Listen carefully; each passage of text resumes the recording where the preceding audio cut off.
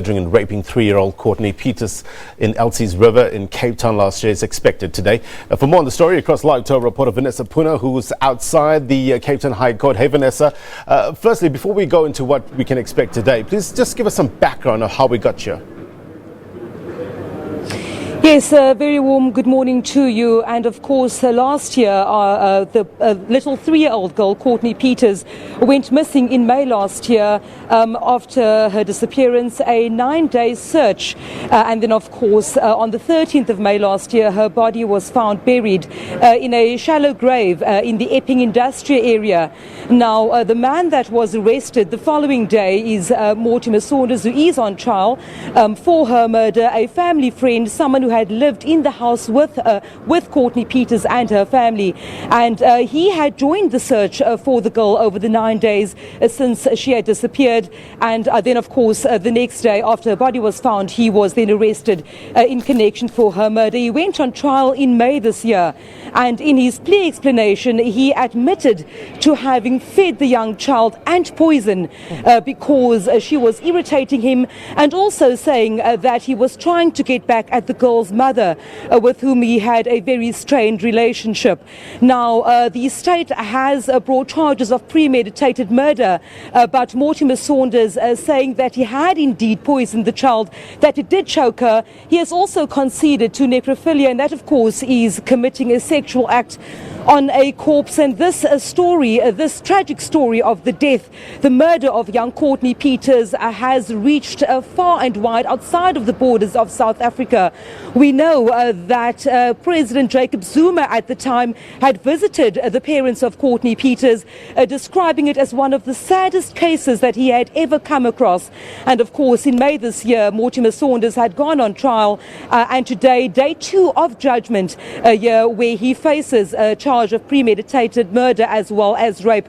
Now, this matter has brought together community members from across the Cape Flats. Courtney Pieters' murder last year, she was one of about 60 children in the Western Cape that had gone missing and who had been found murdered, according to statistics released by NGOs and others. And joining me is one of those community members, Sureta Steenkamp from the Elsies River community. Sureta, good morning to you. You were involved in the search for young Courtney. You have spoken out. I see the T-shirts that you're wearing has a montage of Courtney. And of course, today, judgment is expected to be completed. The community has rallied behind this family. Your thoughts at this point in time? We as the community members, we want to get closure so that Courtney also can rest at peace, because it's been nearly 3 years and we want this to come to an end. And we want the family to know that we support them, because it's a little girl, 3 years old. She's just a little baby that was murdered. What did the murder of Courtney, and not just Courtney, the murders of so many young girls across the Cape Flats? I think of Renee Roman, I think of Stasha Arends out in Mitchell's Plain. What has so many names that we can talk about? Just the community as a woman, as a mother. This has really rallied, and we've seen NGOs and interested groups coming on board in support, being out there with search parties when little children go missing.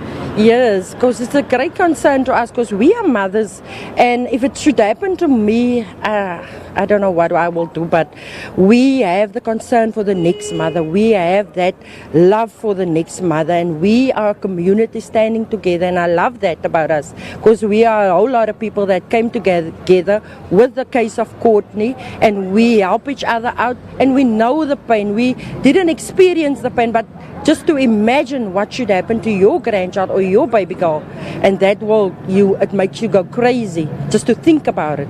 So we are standing together because we want to support the family. We know that it hurts very much.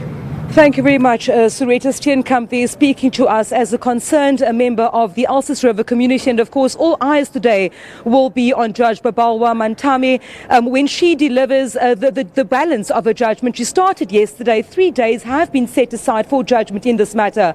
And we understand that she is more than halfway through her 82-page judgment.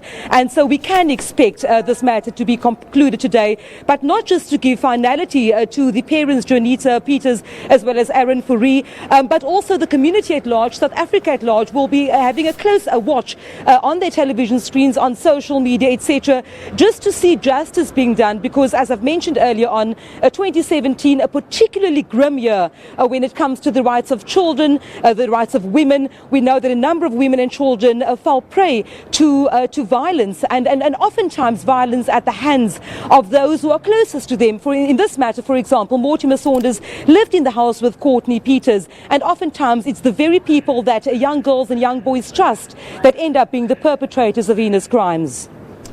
Vanessa Poonah, live for us in Cape Town. Thank you very much indeed for your reporting. I can't help but think about, remember the Gender Summit? I think it was Minister Michael Masuta who said that most of the perpetrators of such crimes are people that are known to the victim. I'm thinking about the Vlakfontein case where 7 family members were killed, and it gets you wondering, should we be more circumspect about the people we allow into our homes? Yeah. It's a good question to pose. What do you think, South Africa and those watching around the continent? Tell us in terms of allowing people in our homes, allowing them in our personal space, getting to know our kids. Should we be more, wary? Ends this way. Yeah. Yeah. Send us your thoughts at the agenda _ SABC. Let's take a quick break.